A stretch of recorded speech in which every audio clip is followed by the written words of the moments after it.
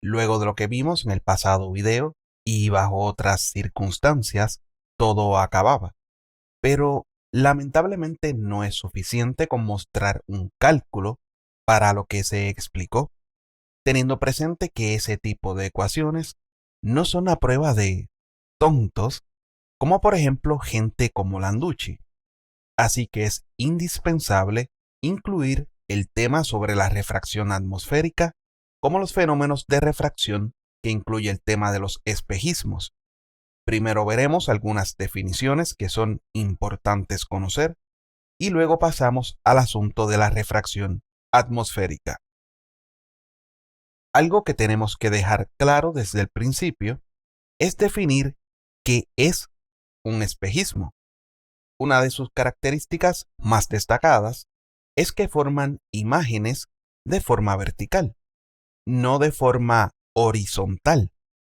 Por supuesto, estamos considerando la refracción terrestre, que trata con observadores y objetivos adentro de la atmósfera. Los espejismos se forman cuando ocurren fuertes inversiones de temperatura.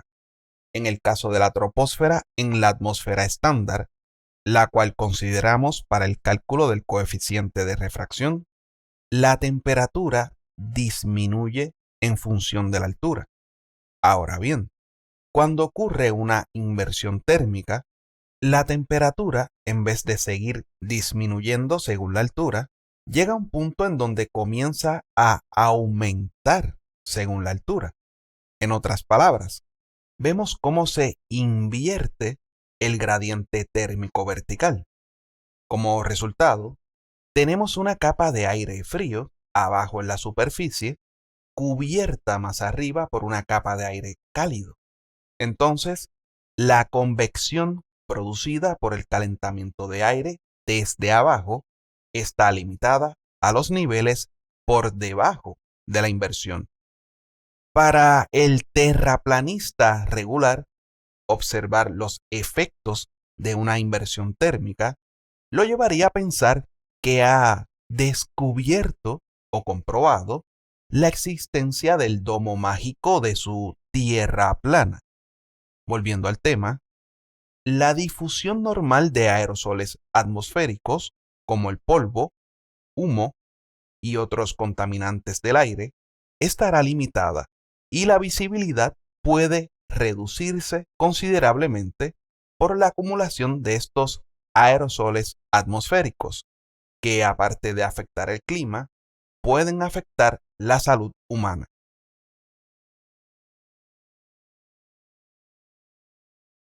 Ahora hablemos sobre el tema de los conductos troposféricos, que son el producto de fuertes inversiones térmicas. Los espejismos superiores y Fata Morgana son el resultado de la formación de uno de estos conductos. Como en el caso de los espejismos superiores, hablamos de la formación de un conducto óptico. Veamos la diferencia entre el conducto para el caso de las microondas y ondas de radio, tema olímpicamente confundido por el científico platense. Siéndoles sincero, en ocasiones pienso que los que hablan en esos canales de pseudociencias y científicos holísticos no es que quieran engañar a propósito a su audiencia, es que los errores que cometen son tan graves que eso solo puede ser cosa de novatos e ignorantes en cuanto a esos temas. Ahora bien, aunque los fenómenos como los espejismos superiores o Fata Morgana, que son puramente ópticos y son conocidos desde tiempos remotos, el término conducto se introdujo por la década del 1940, cuando los operadores de radar en la Segunda Guerra Mundial comenzaron a observar retornos de objetivos que estaban más allá del horizonte normal del radar. ¿Qué más debemos saber? Que la atmósfera no es un medio homogéneo, ya que no es un medio uniforme. Por ejemplo, el índice de refracción del aire no es exactamente el mismo en todas las partes de la atmósfera y disminuye con la altura por lo general. En el siguiente video, vemos que la poca cantidad de agua en ese contenedor es uniforme y todo el volumen tiene aproximadamente el mismo índice de refracción, por lo que podemos considerar ese medio como uno homogéneo. La luz, aunque pueda refractarse al incidir al agua, el recorrido de la propagación será uno recto. Pero si agregamos azúcar y la dejamos reposar, se formará un gradiente de densidad en el volumen y el medio ya no será uniforme. Así que un rayo horizontal, mientras más cerca se encuentre de la zona más densa, se irá desviando hacia la región con mayor densidad. Y mientras más lejos se encuentre de la zona con mayor densidad, se irá desviando cada vez menos. Sabiendo esto, un conducto troposférico óptico se forma a partir de una fuerte inversión térmica, en donde ocurre un aumento de temperatura en función de la altura, mayor al valor crítico, que es un aumento de aproximadamente unos 0,11 grados Kelvin por cada metro de altura. Más adelante explicaré ese asunto. Con tanto enredo por científicos como Landucci, hay que preguntarse, ¿cuál es la diferencia entre el conducto troposférico óptico del conducto troposférico en el caso de las microondas y ondas de radio? Pues, a diferencia de lo que dicen los terraplanistas, de que el vapor de agua causa un efecto lupa para el caso de la propagación óptica, sin saber que el índice de refracción del aire disminuye con la humedad para el caso de la luz visible. El vapor de agua es menos denso que el aire y justamente hace que el aire sea menos denso.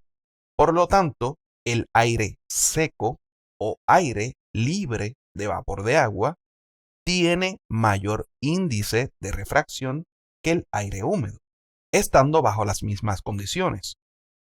Así que la refractividad del aire no aumenta con la presencia de vapor de agua para el caso óptico, en donde consideramos la luz visible.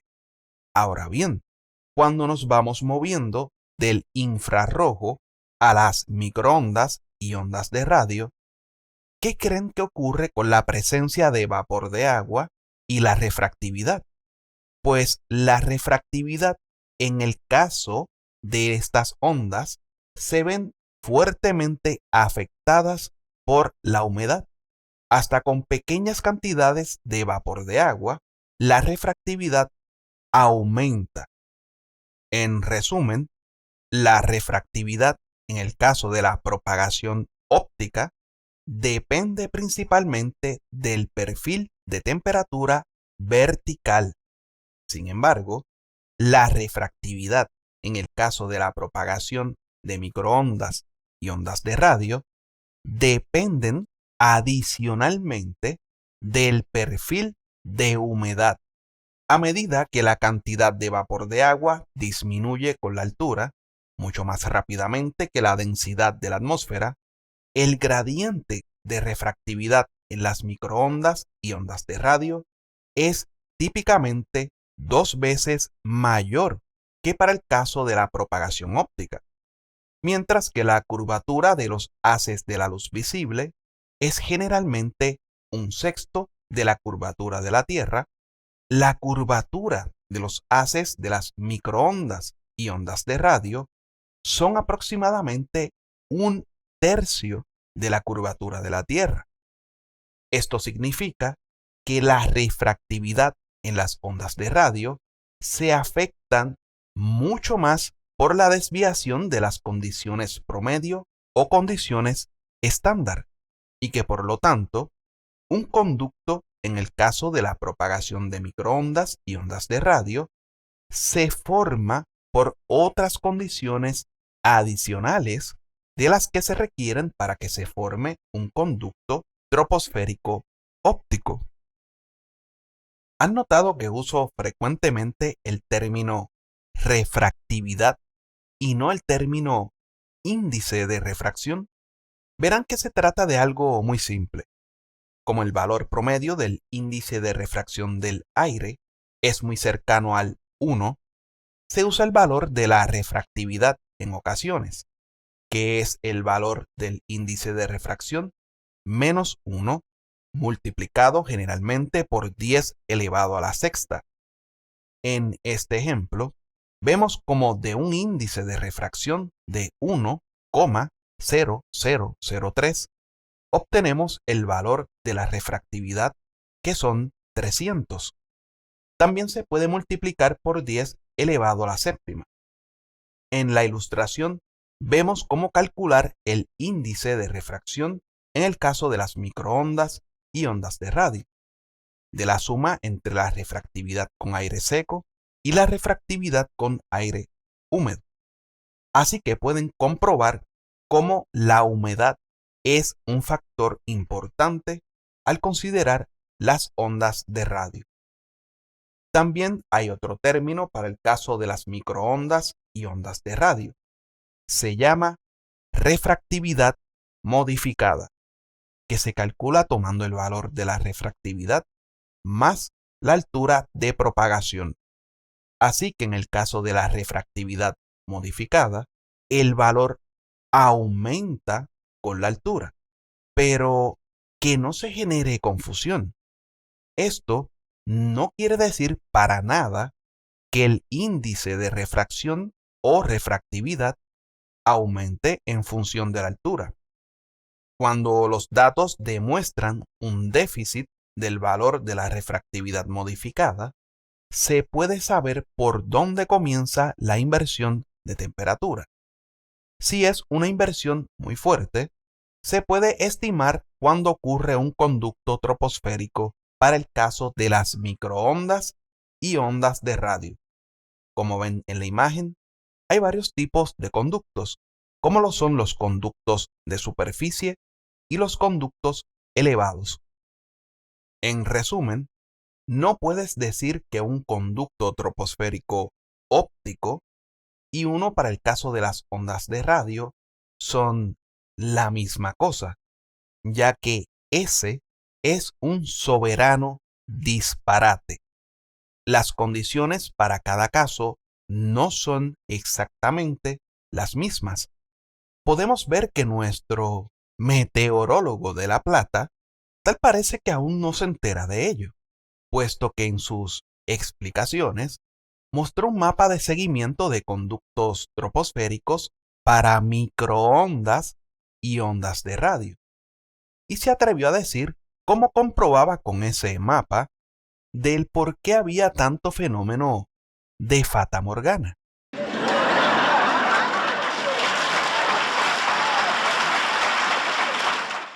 Así que, para poder observar un fenómeno como fatamorgana, debe formarse un conducto troposférico óptico, y el conducto se forma por una fuerte inversión de temperatura. El observador tiene que estar en el conducto para poder observar el fenómeno del espejismo superior o fatamorgana.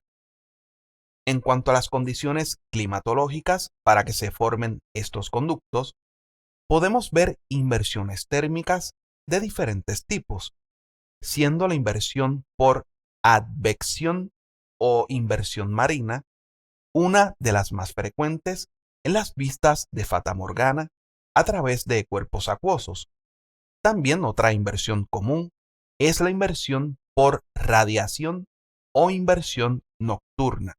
Más adelante discutiremos todos los tipos. Un terraplanista pudiera preguntarnos, ¿y cómo ustedes obtienen los datos del perfil de temperatura según la altura para afirmar lo que afirman? Pues muy simple. Existe un aparatito conocido por radiosonda, que típicamente es acoplado a un globo meteorológico. La radiosonda puede ir colectando datos según asciende y o según desciende. Las radiosondas se utilizan mundialmente y son lanzadas con un intervalo de 12 horas por lo general. Veamos el siguiente video. Bienvenido al curso de meteorología. Ya os he contado en un vídeo anterior cómo gracias a los radiosondeos obtenemos datos meteorológicos de diferentes altitudes en la atmósfera. Esos datos se trasladan a un diagrama termodinámico como el que veis aquí, con diferentes líneas auxiliares, gracias al cual vamos a poder obtener mucha información. Aquí tenéis un ejemplo. Con los datos de ese radiosondeo se trazan dos curvas, la curva de estado o de la temperatura que va encontrando el globo según va ascendiendo, y otra curva que es la del punto rocío, que nos da una idea de lo lejos o cerca que está el aire de la saturación en cada tramo de atmósfera. Terminemos esta sección mostrando algunas imágenes de conductos troposféricos ópticos.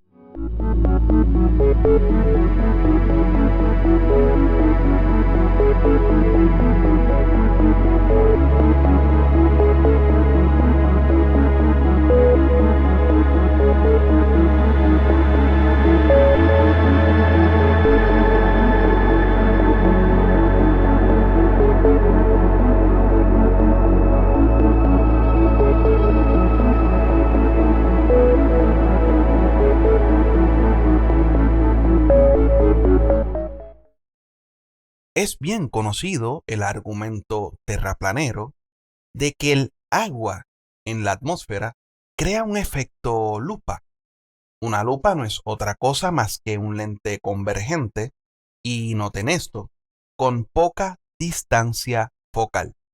Según estos egresados de la Universidad de Harvard, el supuesto efecto lupa en la atmósfera hace que el Sol del modelo de la Tierra plana no se ponga pequeño según se aleja, y además que aparente ocultarse por debajo del horizonte.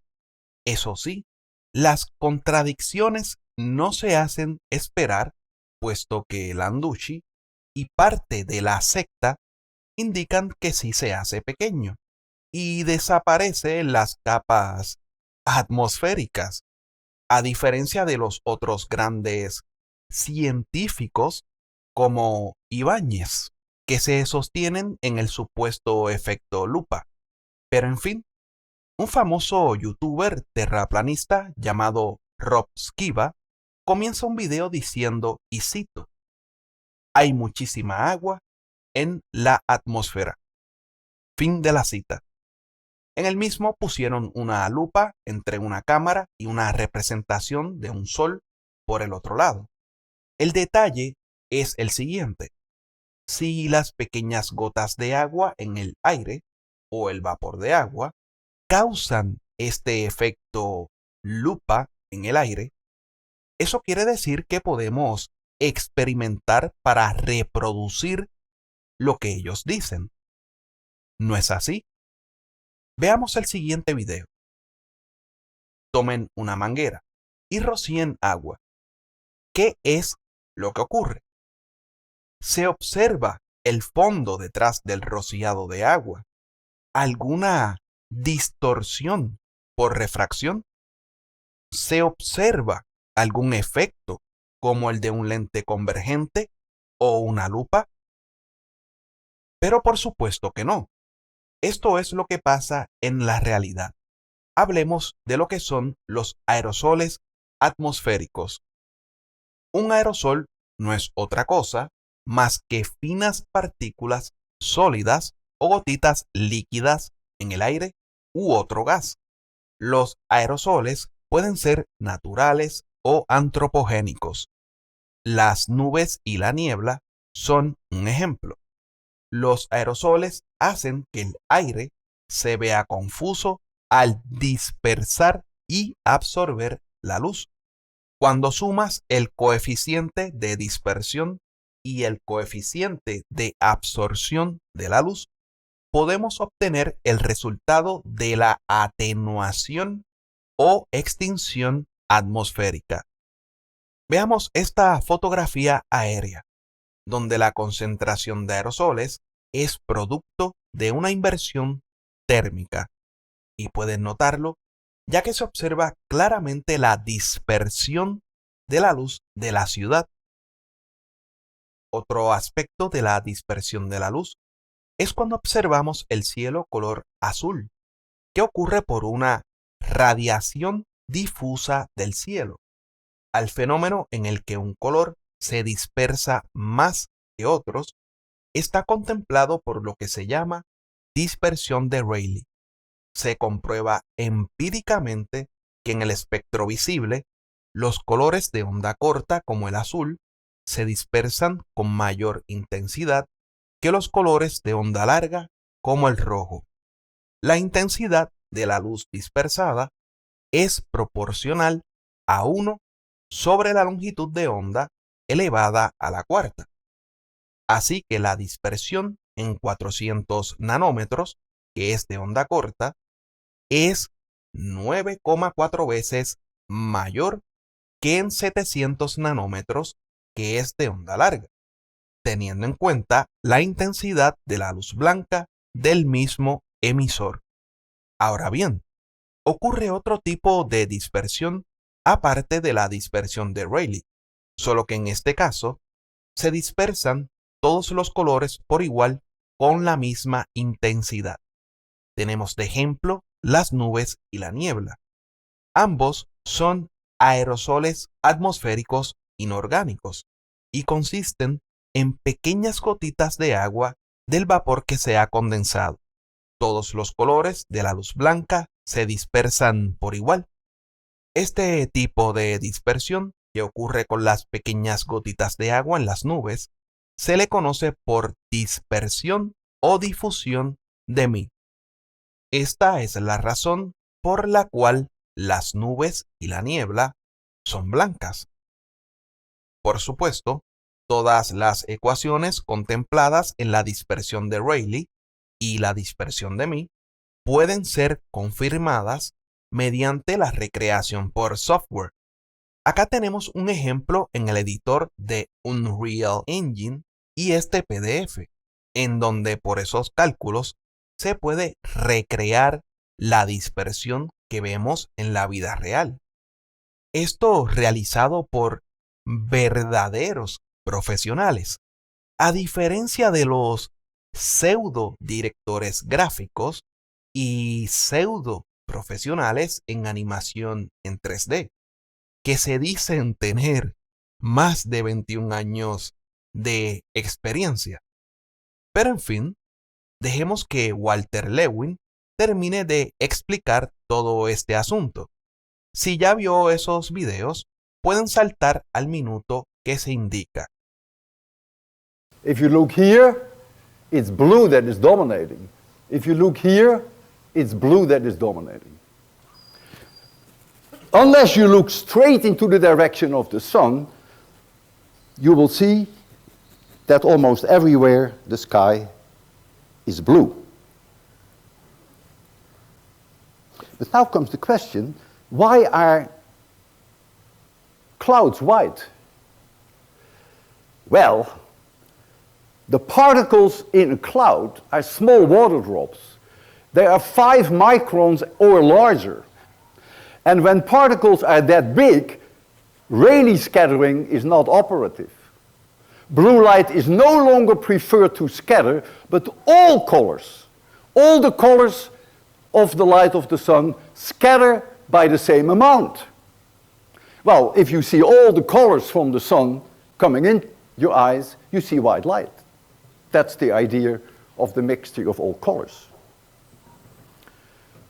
So that's the reason why the clouds are white. So here's a cloud, and the light of the sun strikes it. The small water drops will scatter the light, but will be white. Now, when it's really bad weather, you may have noticed when you hear and you look up to the cloud that they're not so white at all, that they are actually on the dark side. That happens. Not always, but it happens. The reason for that is that then the clouds are just too thick. Clouds also absorb light.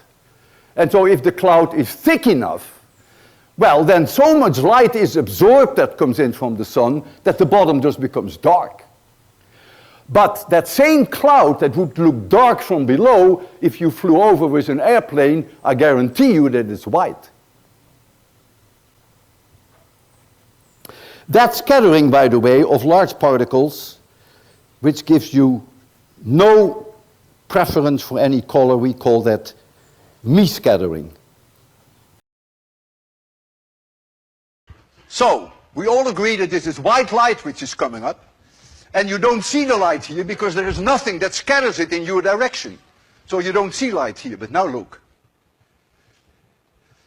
Those of you who see blue, say, yeah.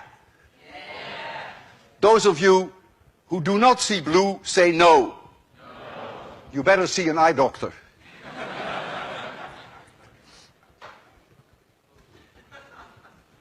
Now comes the hardest part. If I inhale the smoke and I leave it in my lungs for a minute, there is water vapor in my lungs, and this water vapor will precipitate onto these very small smoke particles. And so the smoke particles will grow. They will become small water drops, larger than 0.5 microns. And that means, if I hold it 1 minute in my lungs and puff it out, you will not see blue light, but you will see white light, because you're now in the me-scattering domain. All colors scattered equally. I will tell you that just before I puff it out, and you will see the white smoke, just before I do that, I will remind you of the color that you see now. I will only do that for a few seconds, then I will remove it, and I will empty my lungs. Terrible demo.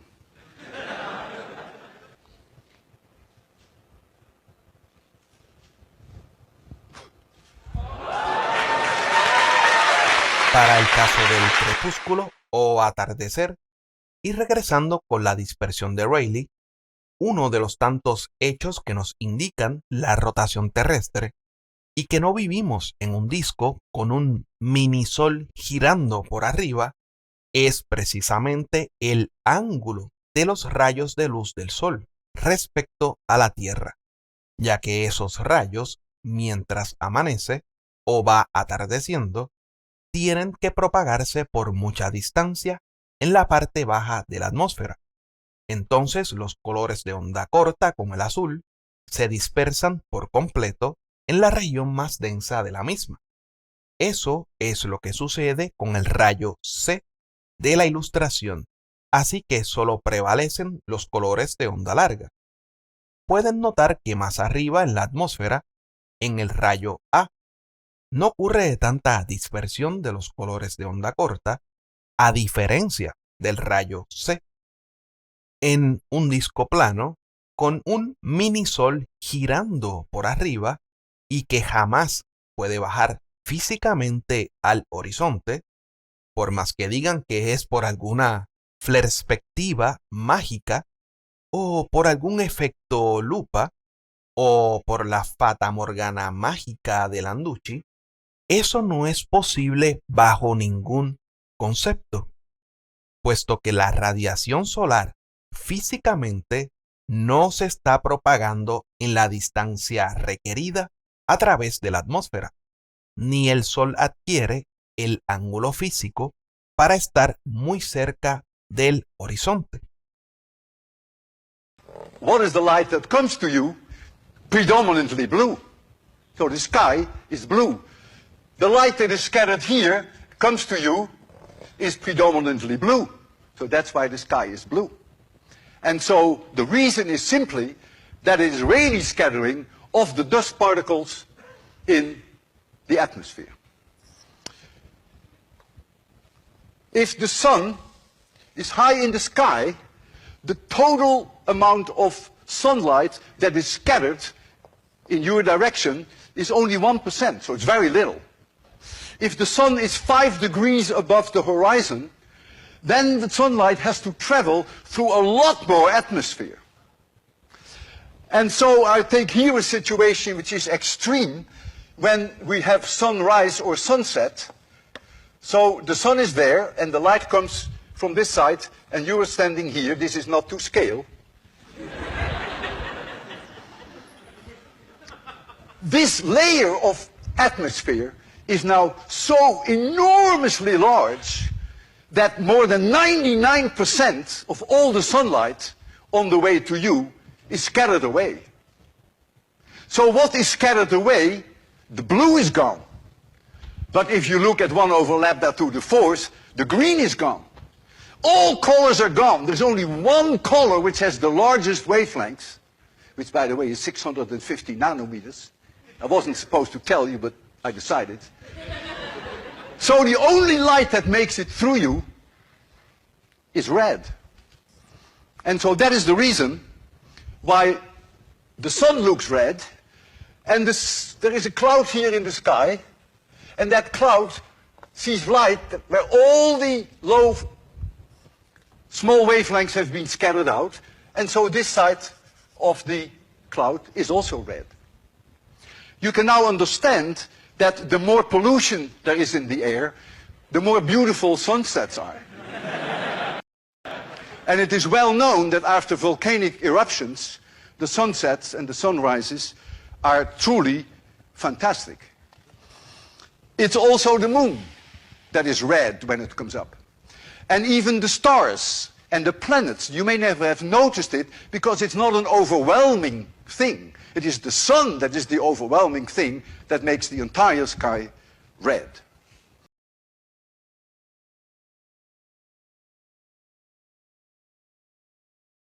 In 26100, a blue sky for you and a red sunset, killing 2 birds with 1 stone. And for the physicist in my audience, I'm going to kill 3 birds with 1 stone. But the 3rd bird comes a little later. I have here a bucket which is filled with sodium thiosulfate. In this bucket. And when I turn the light on, you will not even see any light from that bucket. Nothing is scattered in your direction. I think of that as being the sun, by the way. Now I'm going to add a little bit of sulfuric acid. And when I do that, very small sulfur particles, smaller than a tenth of a micron, will precipitate in that solution. Rayleigh scattering. And so the light that will come to you is blue. And you will see blue light, just like with the smoke.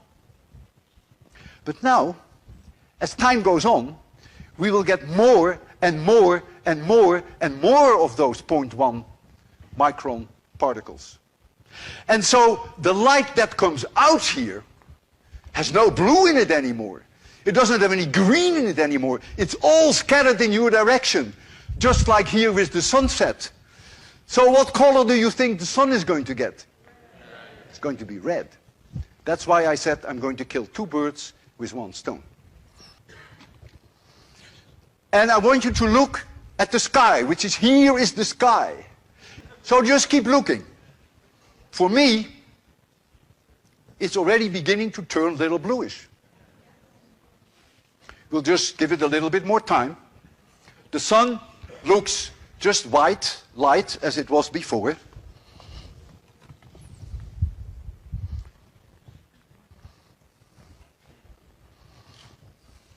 I always have a backup, you see. If this takes too long, then what I do, I add another teeny-weeny little bit of sulfuric acid.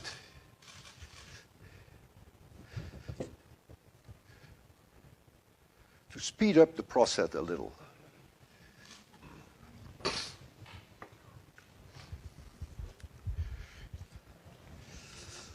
I see blue light, and when I look at the sun, it looks a little reddish already. For the physicist among you, light that scatters over an angle of 90 degrees, this light that scatters in this direction, the people who pay the most tonight, who are sitting right here, the light is also linearly polarized. That was also the case with the smoke experiment, but I didn't mention that. But for those of you who are sitting here, I can show you with my polarimeter, when I rotate my polarimeter, that I can the blue sky completely dark, and I can the blue sky completely bright again. The people who are sitting there, the angle of scattering is not 90 degrees. So they won't see it so well. But you people see it very well, don't you? Yes. 100% polarized. Bueno, ya terminamos con ese asunto de la dispersión de Rayleigh y la dispersión de Mie. Solo nos queda el asunto de la dispersión refractiva. Los grandes hidrometeoros, como las gotas de lluvia o las gotas de agua en el video, están causando una dispersión refractiva en la luz del sol. El arco iris es la evidencia de ello. Cuando tomas una luz blanca, que no es otra cosa más que una combinación de luces de diferentes longitudes de onda del espectro visible, y la haces pasar por un prisma, puedes notar cómo se descompone. En el vacío, todas las ondas de diferente frecuencia se propagan a la misma velocidad. Sin embargo, cuando la luz incide en un medio dispersivo como el aire, el agua o el cristal, ya no ocurre lo mismo que en el vacío.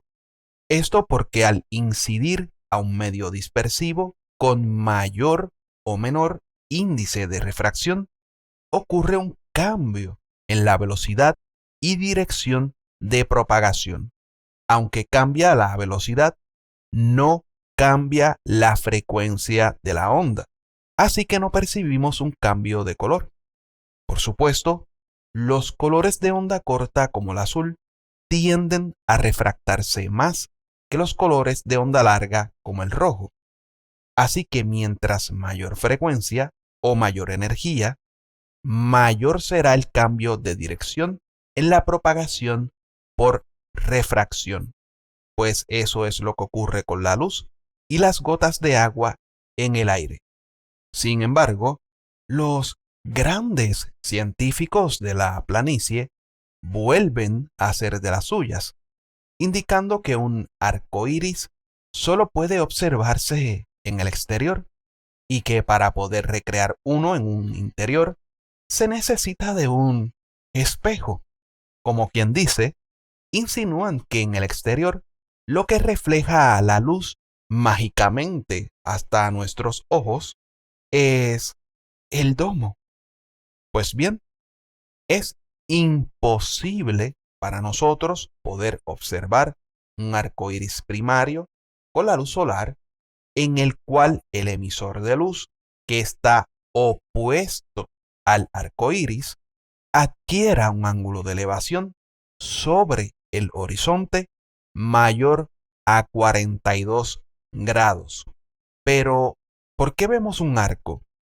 Precisamente, si usáramos una escuadra, como se muestra en la imagen, nos damos cuenta fácilmente de por qué se forma dicho arco.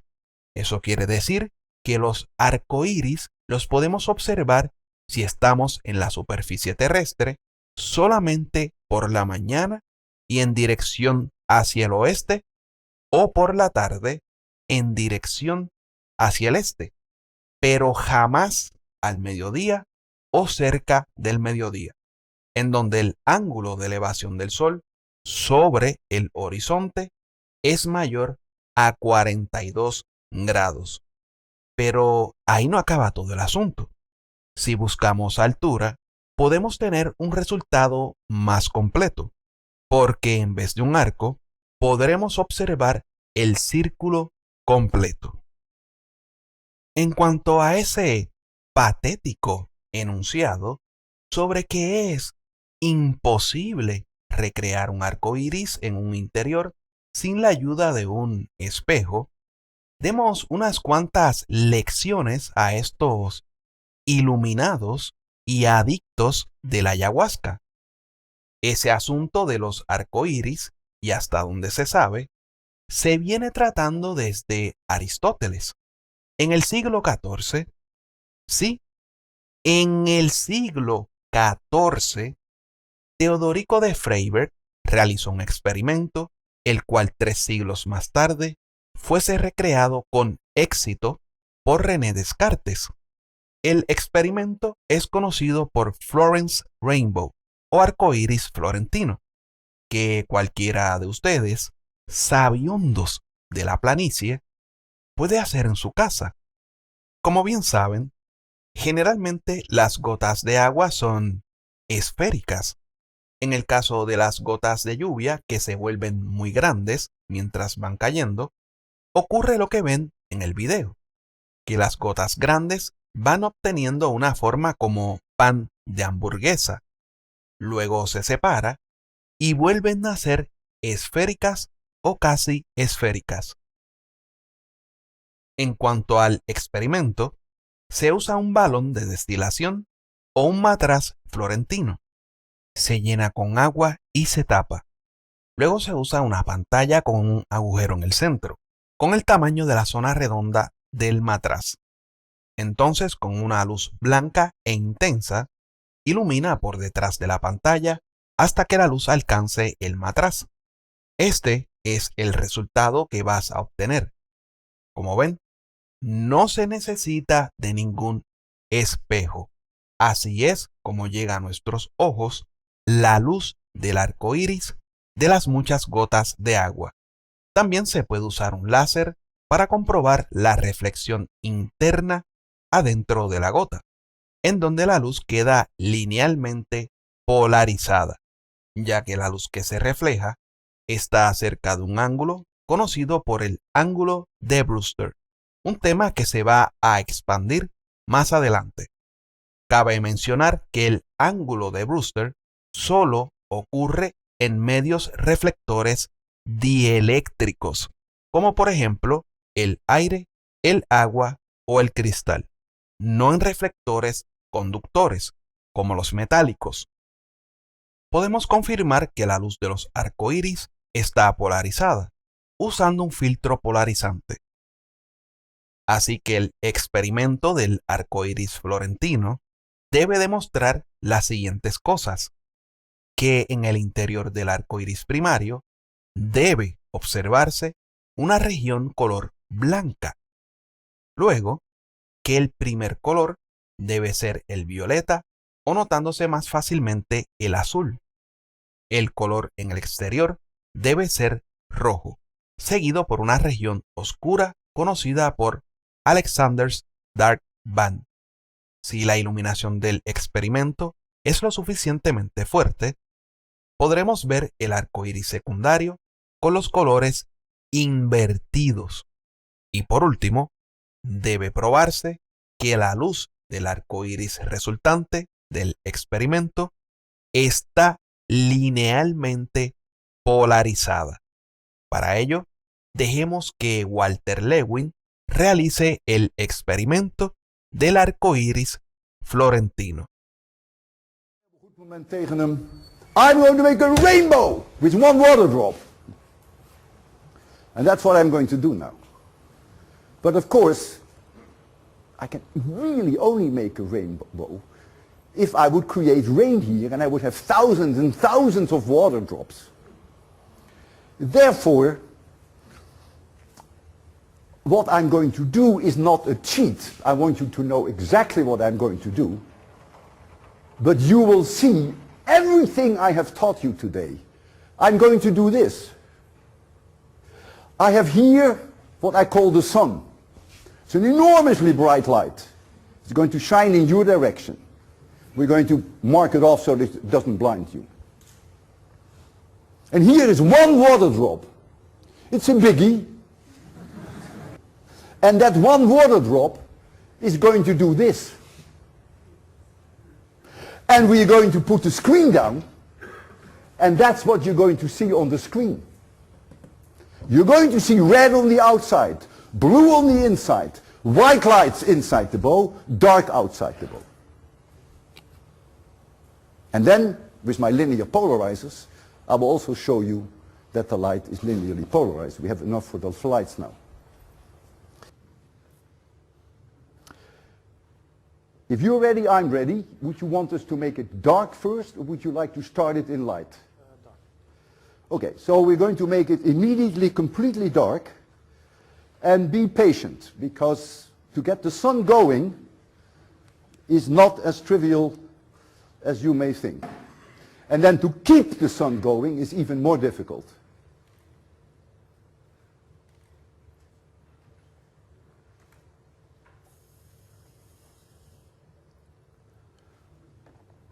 You got it! There's the bow! Red on the outside.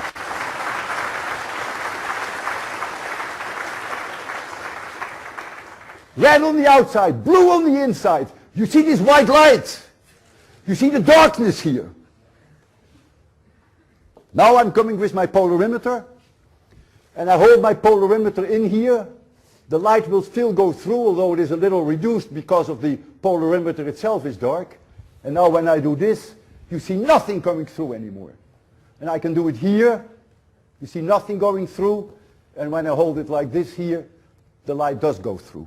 If you can keep the sun going for a little while, you're doing incredible, Roland. You see the red light here?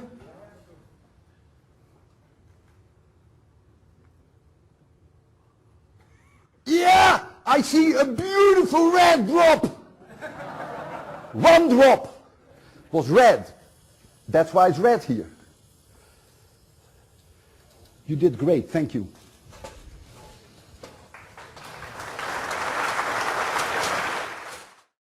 Para acabar con el asunto de los arcoíris, como se dijo antes, el mejor momento para observarlos es temprano por la mañana o ya atardeciendo. ¿Pero por qué? Porque el ángulo de los rayos del sol es poco por arriba del horizonte. Así que podemos ir haciéndonos de una buena idea de esos terraplanistas al decir que el sol se mueve en círculos sobre una tierra plana y jamás baja físicamente al horizonte, a una altitud en la cual jamás se ponen de acuerdo. ¿Quién sabe? A lo mejor las gotas de agua resultan engañadas por la perspectiva o por la fata morgana especial y mágica de Landucci.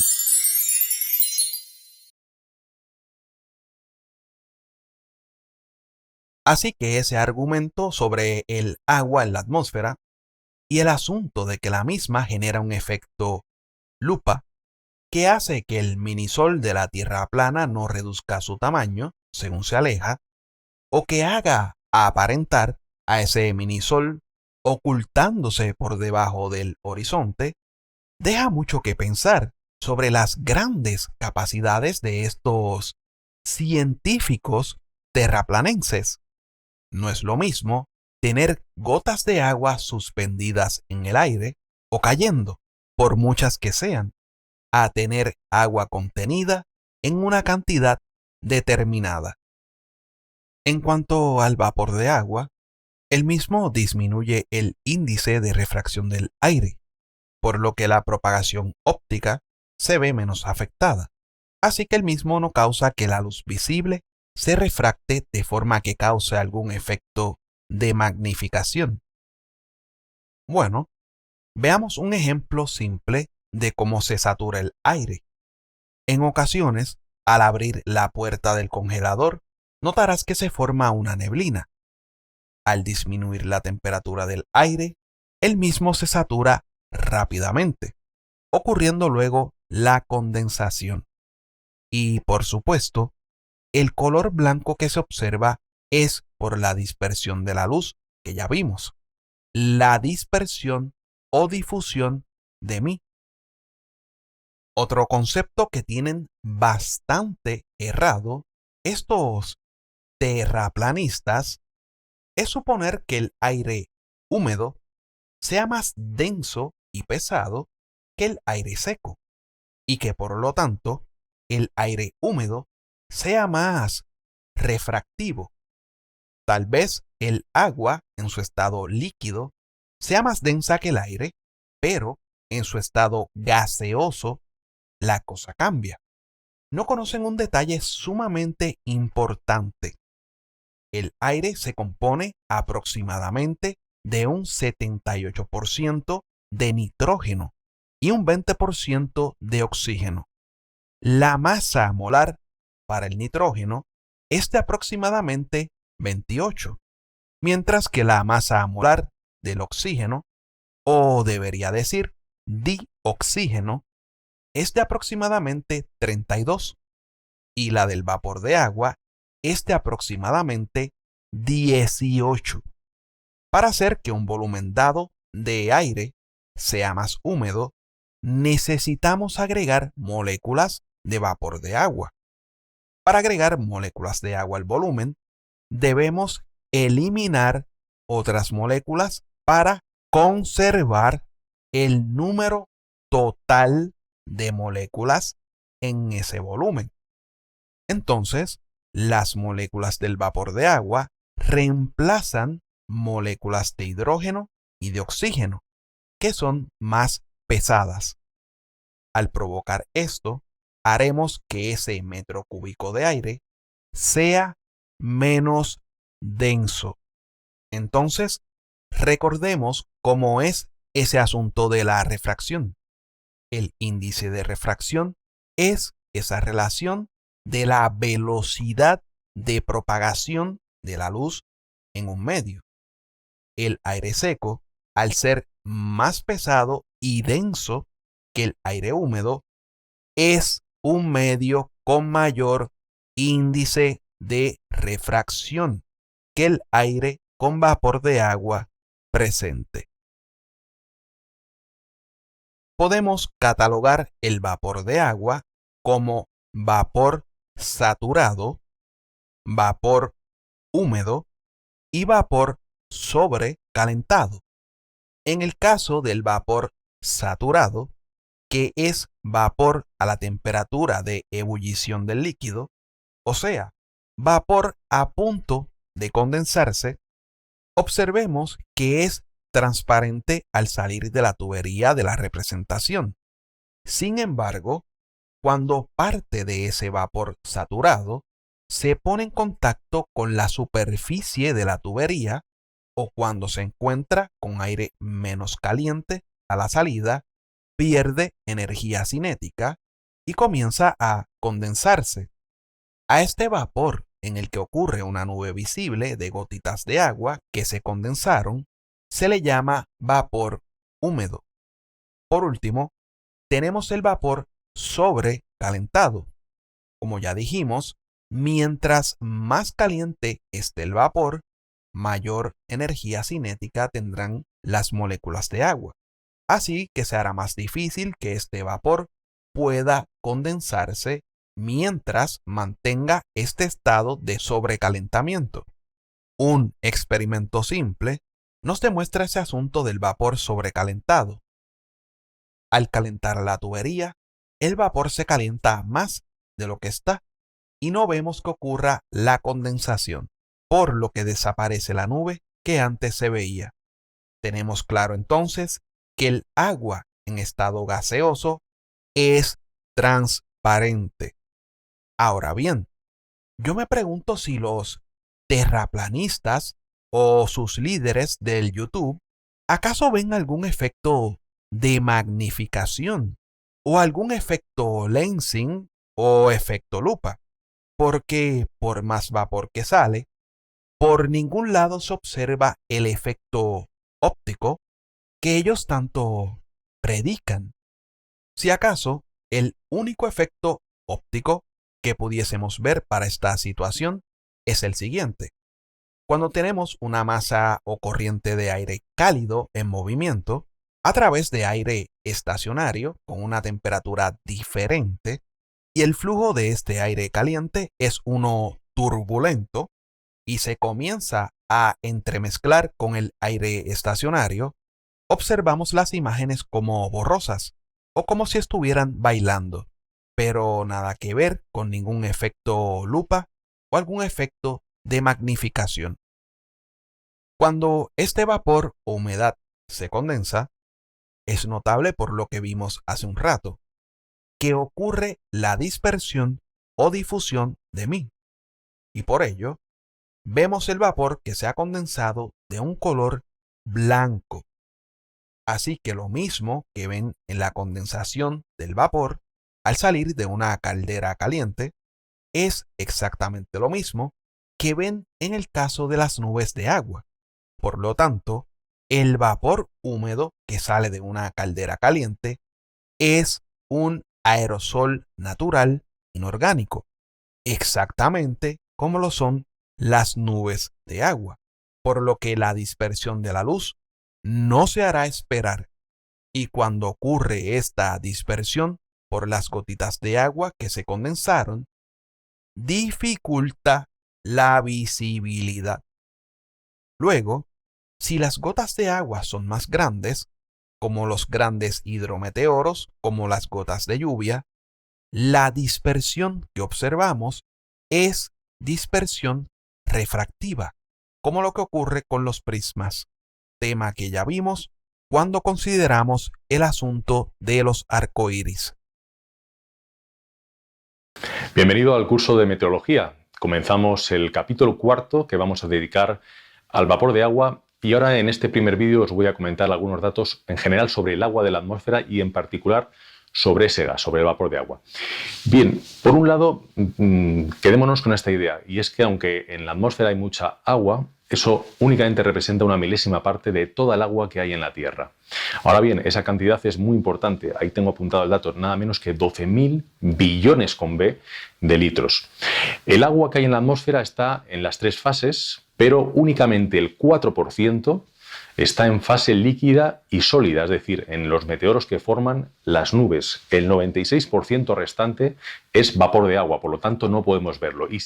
Y aparentemente, si ocurre algún efecto lensing o efecto lupa en estas gotas de agua que están causando dispersión de la luz, puede indicarnos que los terraplanistas son superhéroes con visión de rayos X, lo que les permite ver este efecto lupa a través de las nubes.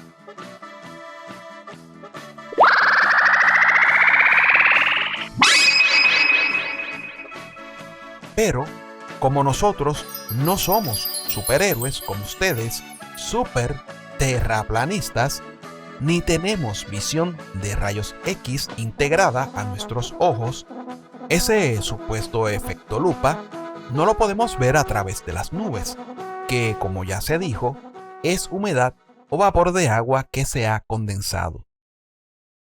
En fin, usemos una calculadora rápidamente para ver el efecto de la humedad en el aire y el índice de refracción en el mismo. En el primer caso, pongamos un ejemplo de un 20% de humedad relativa, según la presión y la temperatura que observan. Este es el índice de refracción para ese caso. Ahora, aumentemos el porcentaje de humedad relativa a 80% con la misma temperatura y la misma presión. Este es el nuevo índice de refracción del aire. Como ven, disminuyó al aumentar la humedad relativa.